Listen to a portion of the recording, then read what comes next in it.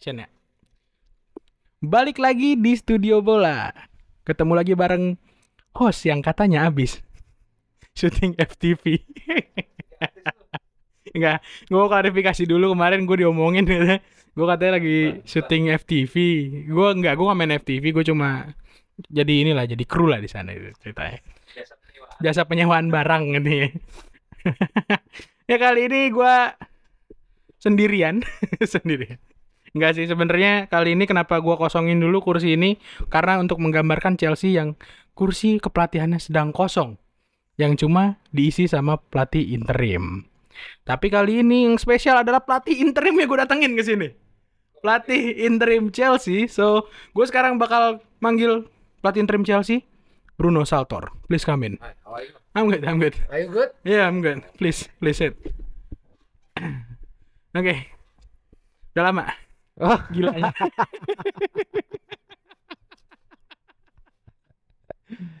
Ada aja gimmick football nih. Mentang-mentang lagi happy. iya lu happy banget lu Happy Potter banget, parah. dipecat lu. Asli, Wah, parah. gila. Hey, halo. Si percaya proses. Lu ikutin prosesnya di tim lain. Mana tumpeng? Mana tumpeng? Tumpeng belum ada budgetnya. Oh, belum ada Belum ada budgetnya. Nunggu Saweria dulu. Saweria dulu, mungkin Saweria untuk nextnya bukan buat beli kopi, Beli buat bikin tumpeng. Harus agak gede ya. Gitu.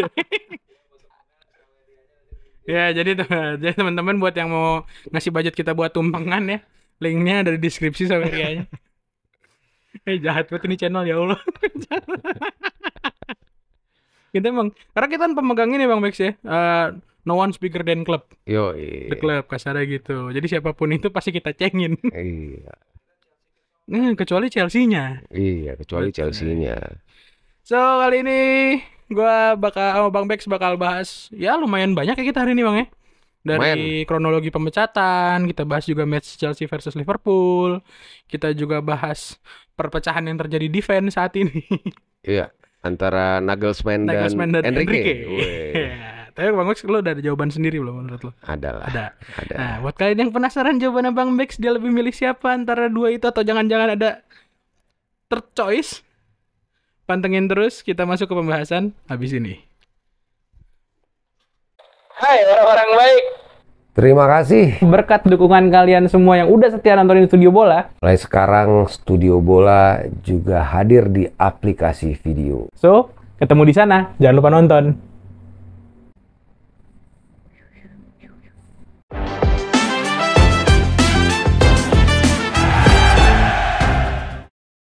Bang Bex. Yes. Dipecat juga akhirnya. Iya. Jadi kemarin di edisi yang kemarin itu kita syuting sebenarnya udah nungguin nih. Ini kalau dilihat di lini masa tuh udah Betul. aromanya udah kerasa. Aroma Potter akan Pemecatan, dipecat. nah. Makanya kita sempat nungguin.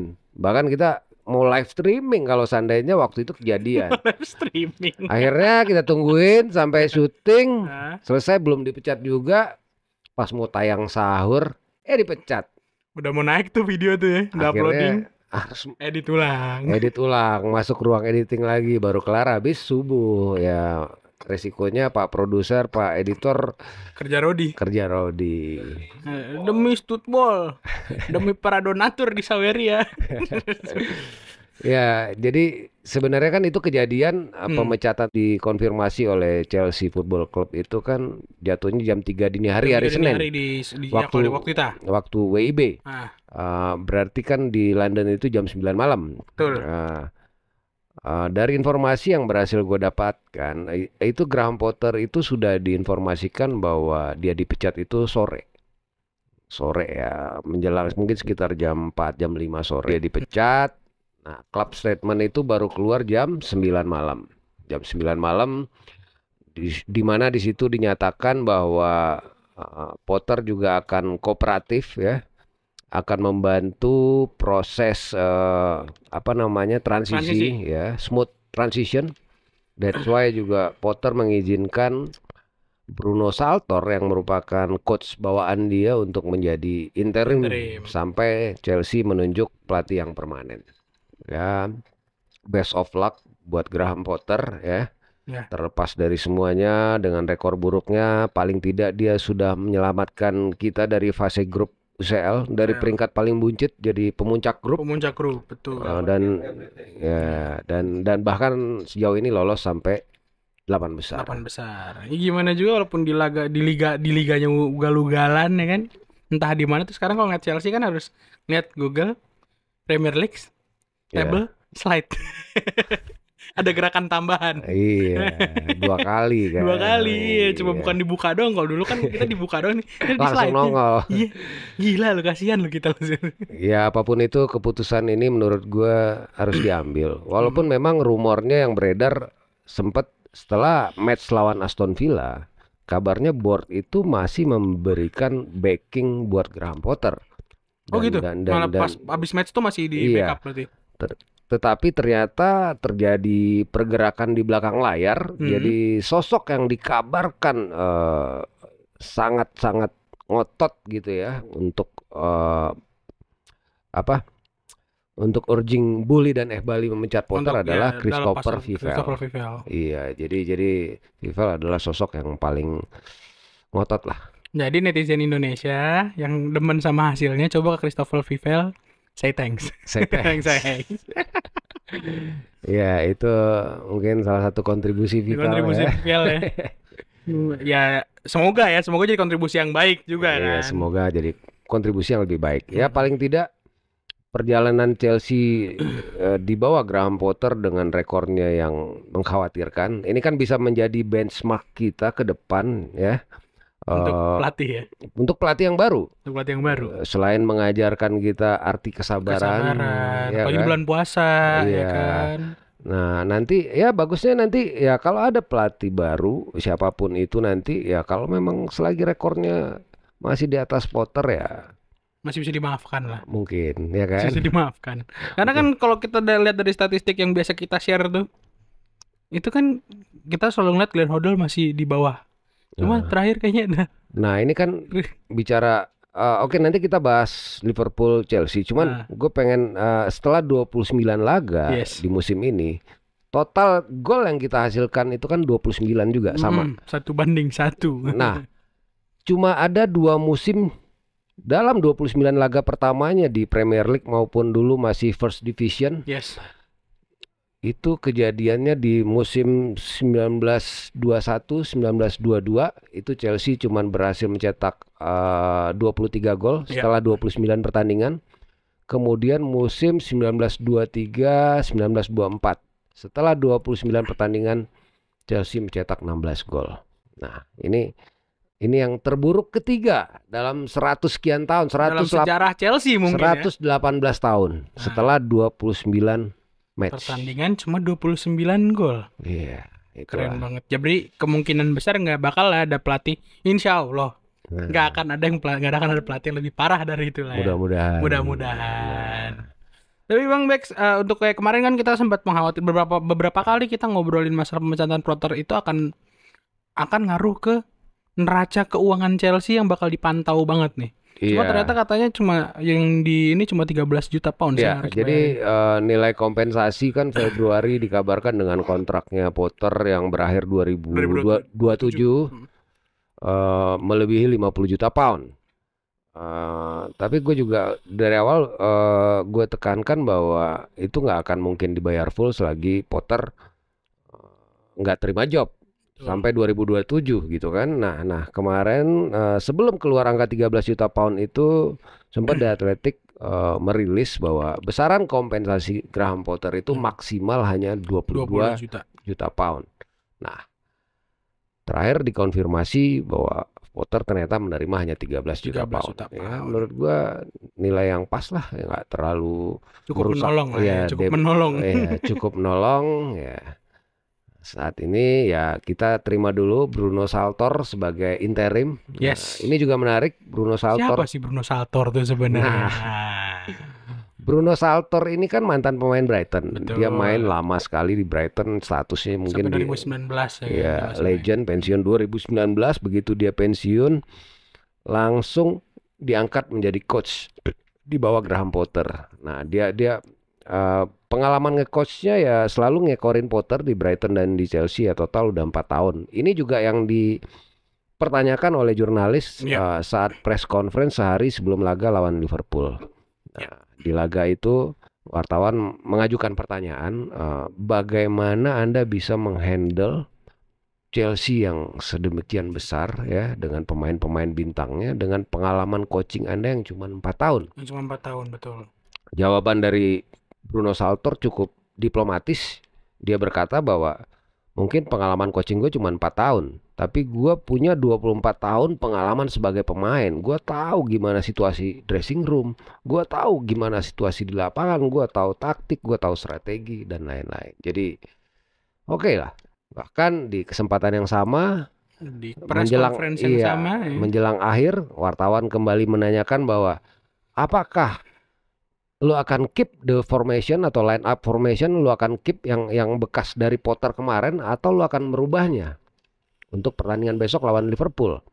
Jawaban dari Saltor, gua rasa gua nggak harus ngasih clue apa-apa buat Liverpool. Wih, keren Itu cukup nih lo gua. highlight juga kan, sampai lo highlight di Iya, Twitter iya, yang bilang iya. ada yang beda nih. Ya, ada yang beda. Nah, kasarnya- Jadi ya gue positifnya yang gue tangkap di situ adalah Bruno Saltor ini walaupun dia coachingnya di bawah Potter selalu dalam Yes. 4 tahun terakhir, tapi dia bukan cloningan Graham Bukan Potter. cloningan Graham Potter. Bahkan mungkin ya kita nggak tahu niat dia emang bener-bener emang ya cuma itu jawaban dia secara diplomatisnya.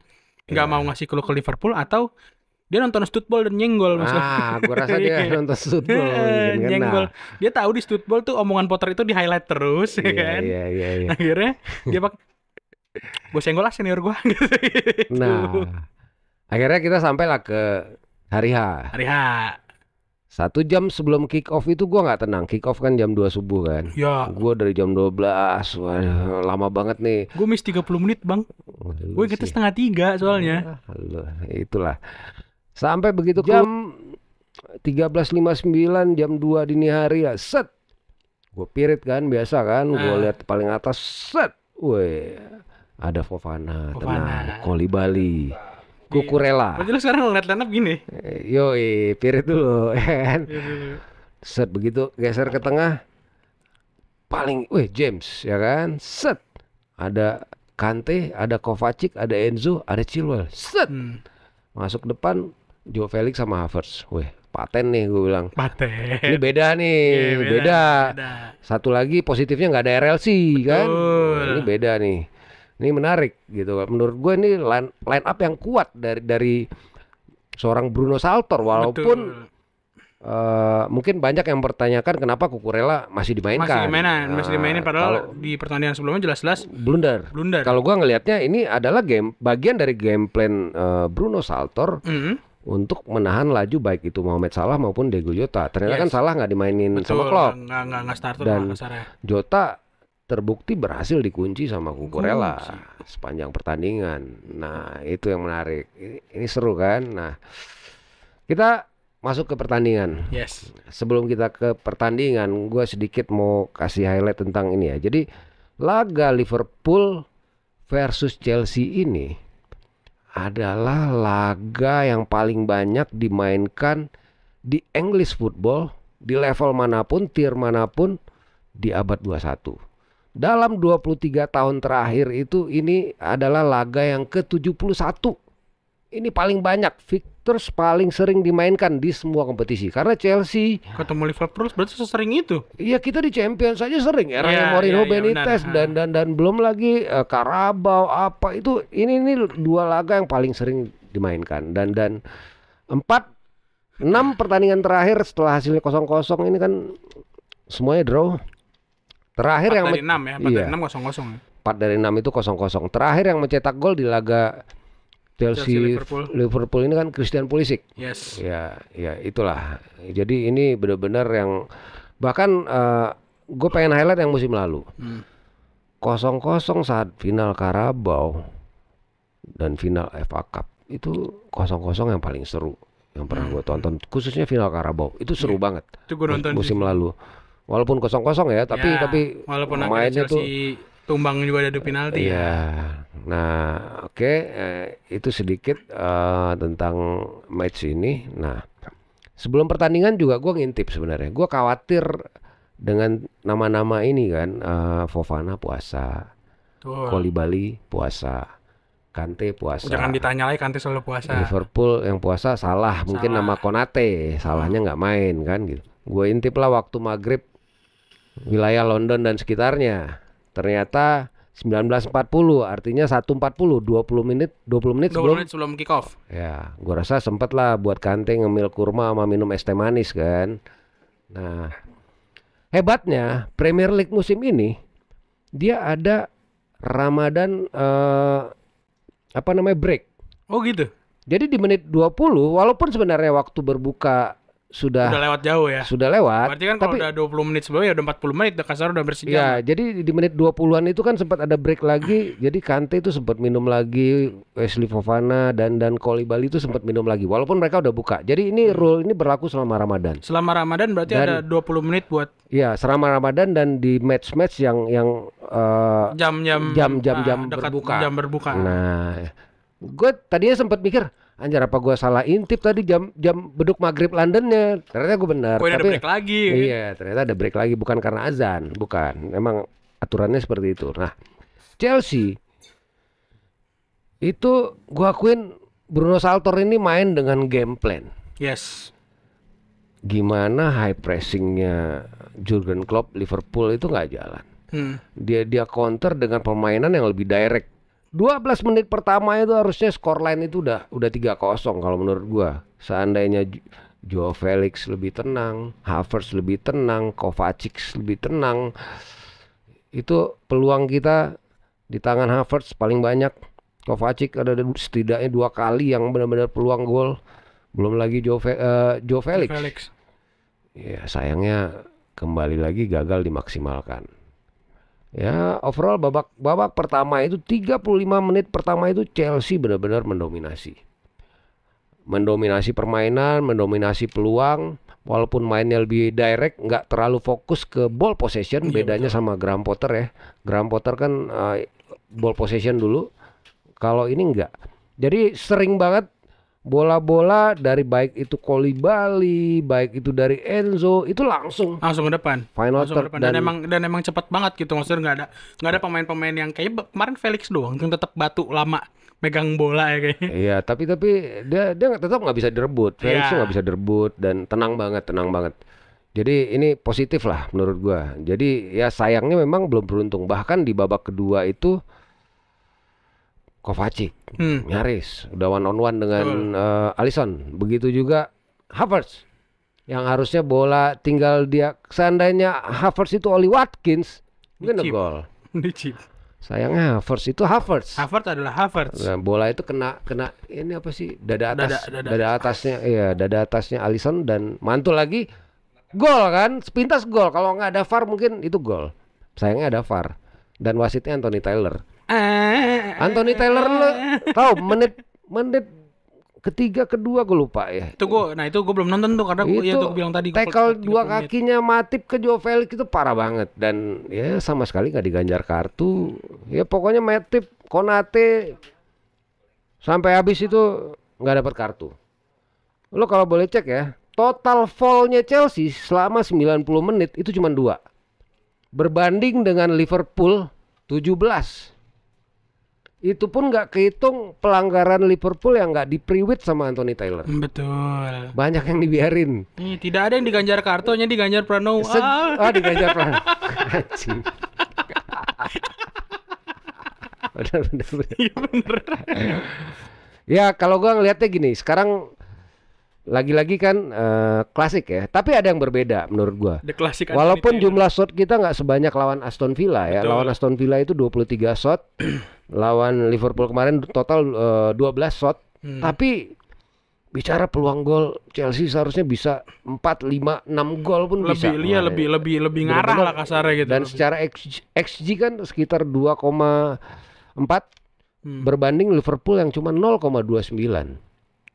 Jauh banget kan. Sebenarnya Liverpool pun udah dimatiin kemarin ya. Ya Liverpool ada peluang-peluang dari Joe Gomez yang dari luar kotak ya. Terus ada Fabinho yang berhasil ditahan oleh Wesley Fofana lewat kepalanya. Akhirnya bola jadi corner.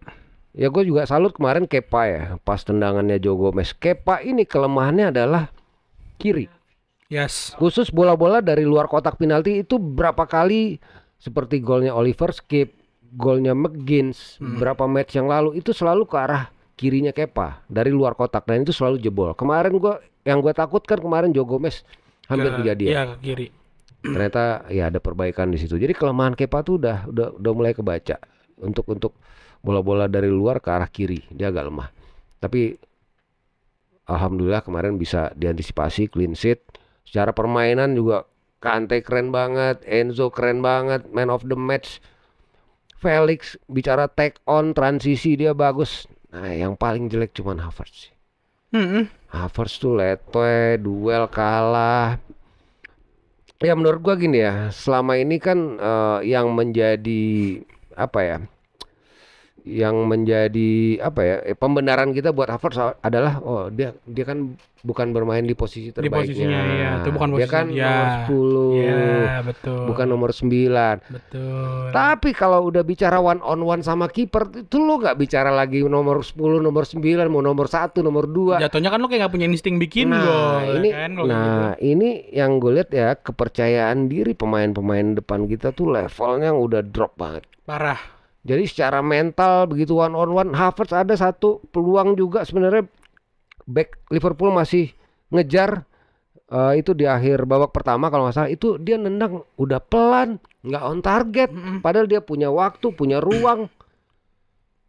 Itu parah sih Havertz kemarin, duel-duel banyak kalah. Ya mungkin karena ya apa ya, adaptasi lagi karena bermain berdua di depan sama Joe Felix pastinya. Cuman ya kali ini benar-benar kita Dewi Fortuna belum di kita sih. Kalau gua nggak bisa samain sama Graham Potter yang banyak juga, kita banyak peluang tapi gagal menjadi gol. Tapi ini berbeda. Gue lihat Bruno Saltor jelas dia punya game plan yang jelas. Dia main lebih direct, dia mainin 3 gelandang. Walaupun banyak yang bilang, wah masih template bang, ini Gallagher masuk gantiin Kante. Tapi gue bilang Gallagher semalam gantiin orang yang tepat, masuk di waktu yang tepat menurut gue, karena emang walaupun di babak pertama itu gue lihat Kante emang bagus, emang galak kan, gue nonton ya terus dapat 15-20 menit lah di babak pertama.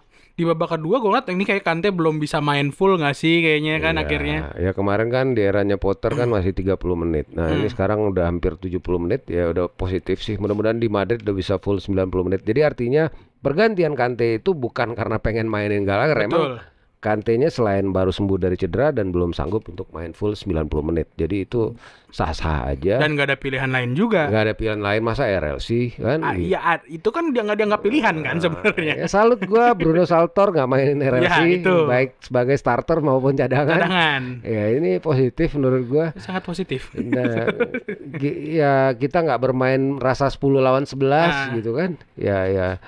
Mungkin ada pertanyaan kok Badia Sile nggak main? Kenapa malah tetap Cucurella gitu kan? Kalau feeling gue Badia Sile akan turun lawan Wolf. Cuman memang di laga ini memang mungkin lebih dibutuhkan Cucurella yang lebih pas. Mungkin itu saja. Tadi sebelum on cam juga kita udah ngomong masalah Cucurella nih. Walaupun orang fans tuh banyak tuh yang jadiin satu kalimat kalau kata lu bilang kan. Cucurella, RLC, sama Gallagher dijadiin satu kalimat. Kalau lu kan enggak kan, lu bilang tadi kan. Kalau Cucurella tuh kayak ya ada pengecualian. Gua sejauh ini masih masih defending untuk Cucurella dan Gallagher. Gua menghargai work ethic mereka berdua. Mereka tuh mau, terlepas dari mereka blunder, terlepas dari kontribusinya yang nggak maksimal, setidaknya mau lari, mau ngotot. Dua-duanya ini tipikal ngotot. Dan Cucurella juga kalau gue ngeliat kayak dia bukan yang nggak bagus, nggak konsisten. Ya. Ya kan? Artinya that's why beda. Jadi jangan satu kalimat lah dengan RLC yang kalau mau track back aja dia bedanya jalan kan sama sehat. Cucu. Iya, kalau sama Cucu kan bedanya kalau si Cucu nih bagus tapi nggak konsisten. Sedangkan kita ngeliat RLC dia kan konsisten. Jeleknya. Iya, kurang lebih gitu lah. Ya, jadi lagi-lagi gagal. Poin penuh, jadi 3 laga home terakhir kita cuma membawa 2 angka, seri sama Everton dan Liverpool, kalah sama Aston Villa, apa boleh buat, ya kan? Ya, the show must go on. Kan? Jadi ya mudah-mudahan segera dapat pelatih baru, ya bisa lebih semoga minggu depan lagi. Lawan Wolves menang lah ya harusnya ya. Iya. Ada yang menarik sebentar sebelum ada yang menarik tentang Kante sebenarnya. Kante ini 3 match terakhir dia bermain, terakhir dia match lawan Spurs. Itu pelatihnya Thomas Tuchel. Terakhir kemarin lawan Aston Villa pelatihnya Graham Potter. Main lagi sekarang Bruno Saltor. 3 match terakhir 3 match pelatih. 3 pelatih yang beda. Oke. Berarti Kante itu lebih baik daripada pelatih. Nasibnya lebih baik ya. Kalau keempat kira-kira ntar di Wolves nih udah. Ini keren sih kalau dia emang masih ini. Kalau masih udah dapat pelatih pas di Wolves sih. Lucu sih. Cuman ada beberapa sih yang positif kemarin ya dari ya Fofana itu bagus banget. Ya, Gua mulai mulai ngerasa bandrolnya yang 70 juta pound itu mulai terbayar saat ini terbayar dan apalagi dia masih muda. Wah, keren banget Fofana itu, dia berhasil ngunci Darwin Núñez. Dia Darwin juga Núñez menang. Ngapain tuh kemarin tuh? Dia tackle-nya, duelnya hampir semua menang. Wah, gila. Babak pertama aja gue ngeliat di statistika 4/4 kan dia untuk Hampir semuanya dia tackle-nya. tackle-nya segala macam, intercept dan lain-lain. Luar biasa sih. Keren Fofana. Enzo passingnya ke final third, ball recoveries, begitu juga Kante. Koulibaly solid, Cucurella juga duelnya juga banyak yang dia menangin. Padahal dulu kita tuh pernah tuh di beberapa konten dulu tuh kita pas Fofana baru mau datang. Iya. Who the hell is Fofana? Ini kan enggak, ini orang nih, lu sempat bilang gitu. Ini orang bawa bahkan enggak pilihan kedua pun enggak di timnas Prancis. Oh iya. Nah, sekarang Anda kalau kata teman-teman di kolom komentar ludah sendiri. Enggak, ya karena gue kecewa karena ya itulah kita bayar mahal. Iya. Dia kan injury prone ya kan. Jadi ya sekarang mudah-mudahan kita doakan ya dia nggak akan cedera panjang lagi. Iya, harusnya ya. Maksudnya kan kalau Fofana injury prone yang nggak ada, gila sih, keren banget sih asli itu pemain. Iya, masalahnya dia 11-12 sama Reece James. Bentar-bentar hamstring, bentar-bentar hamstring. Hari-harinya ngapain sih tuh orang dua ya? Makanya. Iya. Gue jadi mikir jelek tuh. Hamstring mulu, nggak bagus nih kehidupan ini orang dua nih. Gitulah. Jadi apa boleh buat. Kita lanjut terus. Kita masuk ke yang tadi gue bilang di opening. Perpecahan fans nih sekarang nih, ada yang Nagelsmann bang. Enrique bang. Nah, kan bukan Bang Max yang nentuin guys. Iya. Gue juga banyak di mention di Twitter, di kolom komentar juga studio. Banyak juga yang menanyakan lu prefer yang mana sih bang? Gitu. Tapi bang, kayak tadi ada yang teriak di belakang kamera. Katanya bilang Enrique di London. Oh Enrique iya. Enrique baru saja berapa jam yang lalu nyampe di London. Dia ditemenin sama Ivan de la Peña, mantan pemain Barca juga di eranya Enrique. Dia sekarang merangkap agentnya. Ivan de la Peña ini juga asistennya zaman Luis Enrique di Roma dulu. Yeah. Jadi zaman Enrique di Roma dia bawa Ivan de la Peña sebagai asisten mantan pemain Lazio.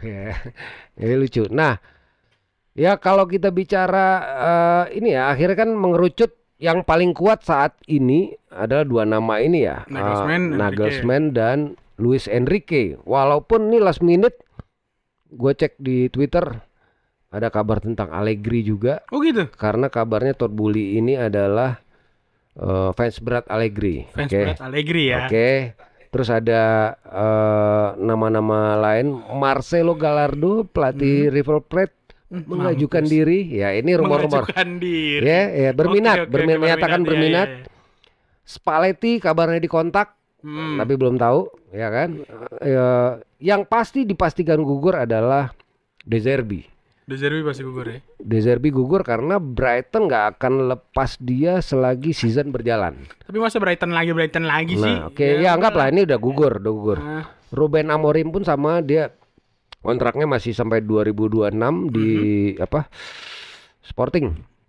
Jadi dia juga menyatakan out. Ya, tinggal beberapa nama lagi ya, seperti Pochettino mungkin masih tetap ada. Nah, tapi yang paling kuat adalah dua nama ini, Luis Enrique dan Nagelsmann. Beberapa waktu yang lalu gue cek juga ada kabar yang menyatakan bahwa Enrique dan timnya ini sudah presentasi. Yes. Jadi yang ditugaskan untuk interview mereka ini kan adalah Paul Winstanley dan Lawrence Stewart. Bahkan sekelas Enrique pun masih ada di interview dulu ya. Jadi Chelsea akan menginterview semua dulu kandidat. Gitu? Jadi interview dulu, mau tahu visinya seperti apa, jelas apa enggak, ya. Nah, Sekarang kalau lo jadi pihak Chelsea, lo Yes. yang interview calon-calon manajer nih, pertanyaan lo apa ke Tapi gue kandidat-kandidat jadi pelatih HR Chelsea? dong. Kalau gue Pertanyaan pertama mungkin lo. pertanyaan gue, kenapa lo mau ngelatih Chelsea? Itu Karena kan misalnya yang gue wawancara kan nih Enrique sama ya Nagelsmann itu ya kan. itu kan standar HRD banget Ya emang pertanyaan sih lo. emang. Nah, kalau gua Apa tuh? jadi Paul Stanley atau Lawrence Stewart, Enrique depan gua, pertanyaan pertama gua adalah gimana cara lu bikin Chelsea ini bisa bikin gol? Jawab deh tuh. Itu pertanyaan yang paling krusial saat ini. Iya, Karena iya, iya. itu Yang lagi happening lah kasarnya di Chelsea. bukan yang lagi happening. Ini masalah terbesar Iya, Chelsea masalah saat ini, musim ya. ini. Itu yang paling inti. Ya, kabarnya Enrique dan timnya lagi presentasi beberapa jam yang lalu PowerPoint tentang visi, tentang cara dia memaintain pemain-pemain muda, masing-masing individu proyeknya seperti apa, itu lumayan. Jadi lumayan kayak sidang skripsi. Sidang skripsi jatuhnya. Iya, iya. Itu kita nggak tahu dia pakai PowerPoint atau ini ya slideshow-nya Canva kan ada juga. Nah, sejauh ini Nagelsmann selalu in contact, cuman gue yakin juga Nagelsmann akan diundang juga ke London. Harusnya. Ya, kan gini. Jadi sekarang gini, kekhawatiran Bully dan Bali akan Nagelsmann adalah sosoknya yang terlalu muda. Ya. Di sisi lain, kekuatan dari Nagelsmann adalah dia punya mantan partner. Ada Christopher Vivel, ada Lawrence Stewart. Iya. Dua-duanya pernah bareng di Leipzig, bareng sama Nagelsmann. Nah, sementara Bully dan Bali masih kurang yakin dengan umurnya Nagelsmann yang masih 35 tahun. Gua kemarin juga sempat ngobrol sih sama temen gue masalah Nagelsmann, tapi kan bakalan sama aja dong nanti kasusnya kayak di di Munchen, yang kasar dia posisinya keinjak sama pemain yang notabene lebih tua. Yo kalau gue lihat, kalau gue pribadi nih ya, ini asumsi pribadi gue, kemarin gue bilang gini, kayaknya kalau kemarin tuh faktornya di Munchen selain emang Neuer dan Muller lebih tua, mereka juga akamsi gitu loh. Dan emang ada ya kemarin yang di video terakhir gue syuting, gue bilang ada cerita rakyat yang mengatakan bahwa siapapun yang berurusan dengan Neuer nggak akan panjang karirnya di. Sedangkan kalau di Chelsea kan kita ngeliat ya siapa sih sekarang yang paling lebih tua dari dia, paling ya hitungannya Thiago, ya kan? Aspi sekarang belum Aspi ya? Aspi juga ya kalau salah. 32, 33. Enggak, berarti cuma Thiago malah kan? Ya. Yang notabene ya kita ngeliat Thiago juga harusnya enggak bukan tipikal anak bandel. Nah. Kalau gua ngeliat di squad Chelsea yang sekarang yang potensial tukang bangkang cuma Aubameyang. Cuman gua ngelihatnya Aubameyang juga ya udah jauh tersingkirkan sebelum ya ini, nggak akan udah ada luar, masalah dan bakal kemungkinan ya akhir musim akan cabut gitu. Jadi harusnya masalah itu bisa dikendalikan lah. Nah, sekarang kita bicara. Lupa ya kita ada Aubameyang ya. Nah, sekarang kita bicara plus minus antara keduanya lah. Kita bahas dua nama ini dulu ya. Kalau kita bicara Nagelsmann, walaupun dia masih muda, kelebihannya adalah kalau kita bicara track record, dia di Hoffenheim itu berhasil membawa Hoffenheim dari zona degradasi sampai finish di urutan 3 Bundesliga, lolos ke Champions League untuk pertama kalinya dalam sejarah klub mereka. Seonggok Hoffenheim tuh ya. Seonggok Hoffenheim. Sukses di Hoffenheim, ditarik sama Leipzig. Di Leipzig dia juga berhasil membawa RB Leipzig untuk pertama kalinya lolos ke semifinal Champions League. Ya. Sebelum akhirnya kalah sama PSG kalau nggak salah tahun 2020 ya. Itu kemudian diambil sama Munchen, itu juga lumayan mahal kompensasi yang harus dibayar Munchen ke Leipzig sekitar 21,7 juta pound atau 25 juta euro. Di Munchen pun rekornya fantastis. Bagus sebenarnya. Di Champions League itu dia 100% menang.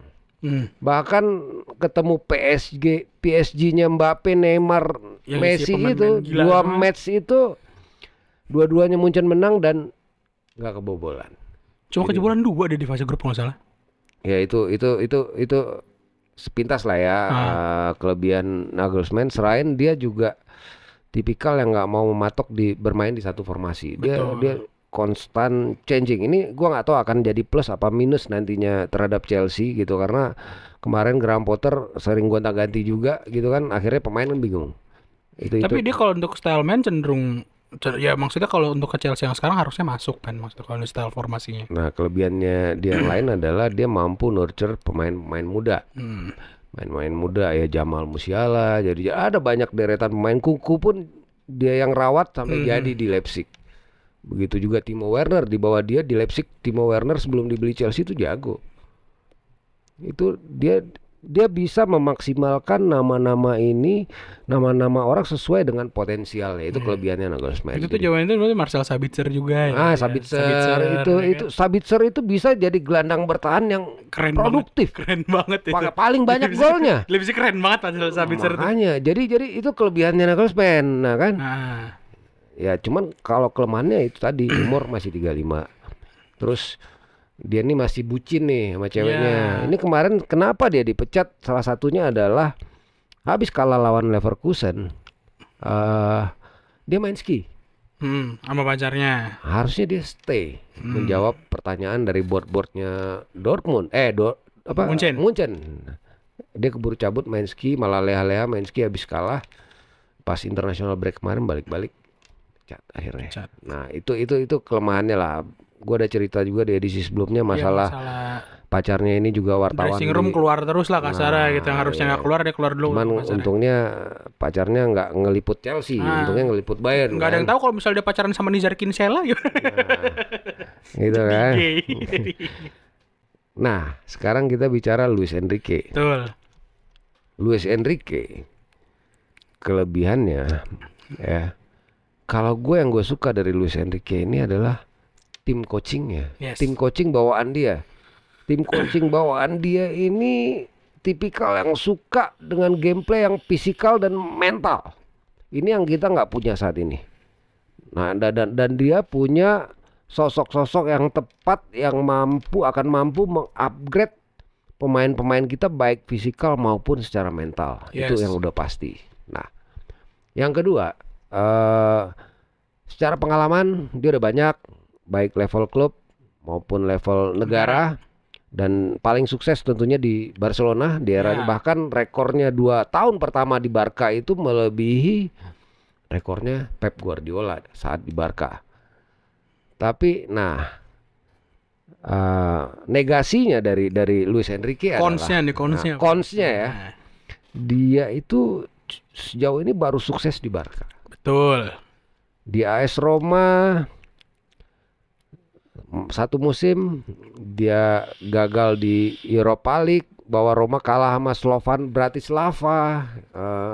Terus di musim itu mengakhiri Roma gagal lolos ke Eropa. Kemudian dia pindah ke Celta Vigo. Itu juga Celta Vigo cuman berhasil dibawa peringkat 9 La Liga, ya biasa-biasa aja gitu ya maksud gua. Nah, di Barca dia baru sukses. Baru gacor lah kasarnya. Bicara Barca, ya zaman dia ada Messi. Ya, Barca di zaman dia ya emang gila sih. Iniesta, Xavi. Masih sehat-sehat semua itu. Messi, Neymar, Suarez itu lagi dalam prime-nya juga. Itu lagi Messi, Suarez, Neymar tuh lagi gila-gilanya tuh. Nah, itu kan. Nah, kemudian dia pindah ke timnas Spanyol. Ya, di timnas Spanyol di Euro 2020 dia berhasil membawa Spanyol sampai semifinal. Betul. Kalah adu penalti sama Italia. Kemudian di World Cup yang baru saja berlalu di Qatar di 16 besar harus mengakui keunggulan Maroko, itu pun lewat adu penalti. Jadi dua-duanya di 2 turnamen besar ini Spanyol harus gugur kalah adu penalti. Jadi gua nggak bisa lihat secara ini ya. Tapi gue percaya sih. Kalau ditanya gua prefer siapa, gue yakin orang-orang seperti Wayne Stanley, Lawrence Stewart, Christopher Vivel mampu menentukan yang terbaik buat Chelsea. Jadi menurut gua, para penonton stud bola, ini dia jawaban yang kalian tunggu-tunggu, Bang Bex. Siapa Bang Bex? Enggak. Siapapun yang didukung, siapapun yang dipilih oleh Chelsea sebagai pelatih pengganti Graham Potter harus kita dukung. Diplomatis nih jawabannya. Enggak. Diplomatis. Sebenarnya kalau mau jujur ya. Lo mau jujur ayo. Jadi jujur ya. Dong, ya. Gua hampir sama kuat nih Sama kedua. kuat, oke. Sama kuat gitu. Tapi tipis-tipis Kemana tuh? sedikit ke Nagelsmann. Nagelsmann. Tapi Oke, tapi ya gue khawatir juga dengan umurnya yang masih 35 kasusnya tahun. kemarin coba soalnya kasus-kasus kayak di Munchen kemarin emang Nah, fatal juga kan Banyak sebenarnya. Gitu. distraction gitu. Terus juga yang terlalu gaya berpakaiannya yang ya ada lah, semuanya ada pro kontra. Jadi gue cuman bisa berharap Enrique pun seandainya Enrique yang ditunjuk, gue siap support, ya Yes. kan. Nah, jadi cuman bicara Spanyol Jerman, terlepas dari itu Enrique atau Nagelsmann, gue lebih suka Jerman sih. Jerman sih kalau kepelatihan ya, Ya, pelatihan. gue udah pernah bilang beberapa edisi sebelumnya gue lebih suka yang Jerman sih. Joachim Löw kemana ya? Joachim Löw ada, masih nganggur juga. Ih, Iya. kayak seru tuh dilatih sama Joachim Löw tuh. Nggak, dia ya kita tunggulah kan keputusannya seperti apa nanti. Nah, terus Apalagi yang belum kita bahas ya? itu kemarin ada yang ngeliat katanya ada Lampard di Stamford Bridge, guys. Oh. Iya. Iya, ini juga sempat berkembang rumor ya. Jadi pas laga lawan Liverpool kemarin, Lampard itu duduk di belakangnya Wayne Stanley, Lawrence Stewart dan Vedat Bali di Betul. director's box.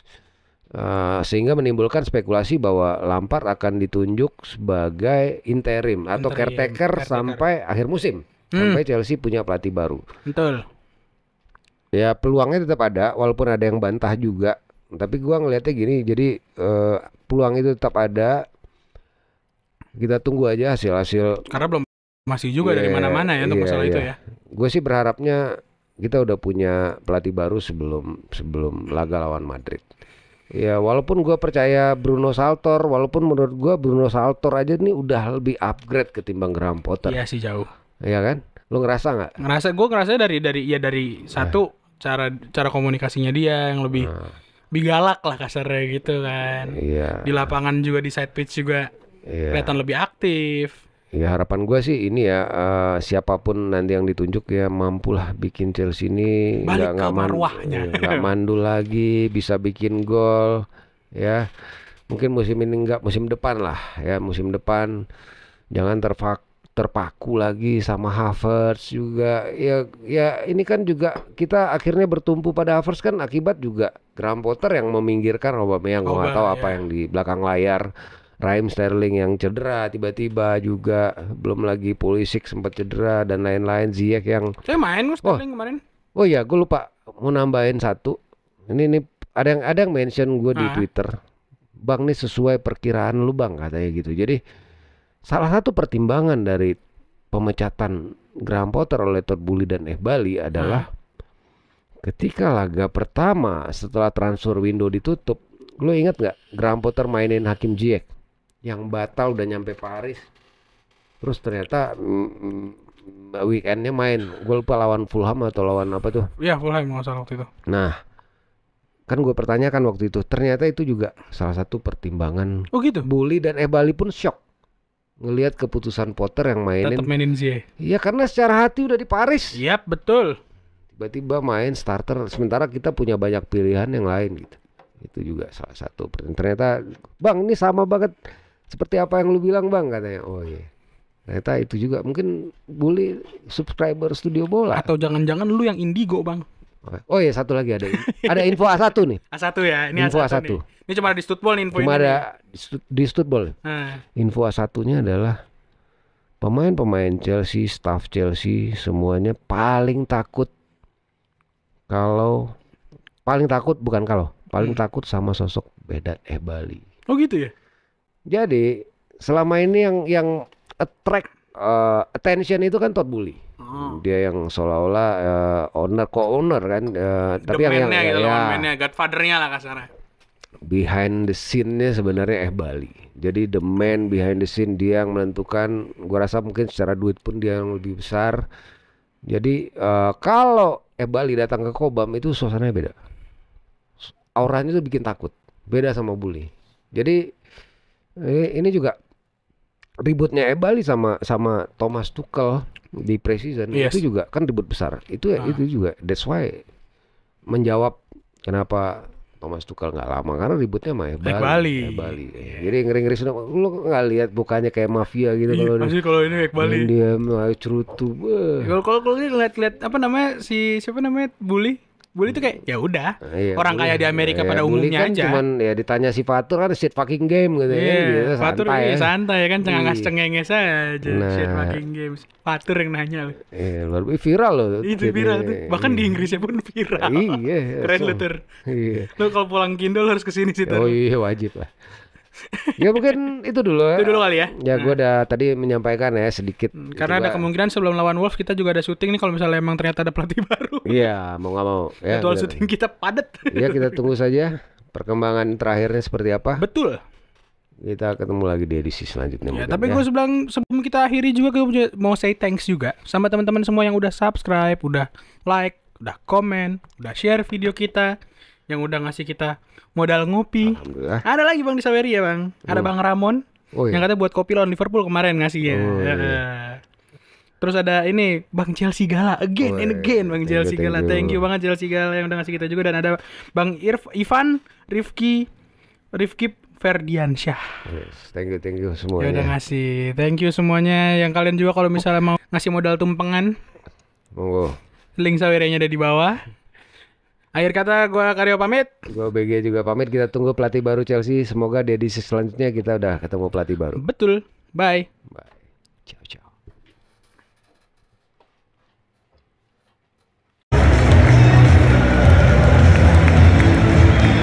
Come on, mate.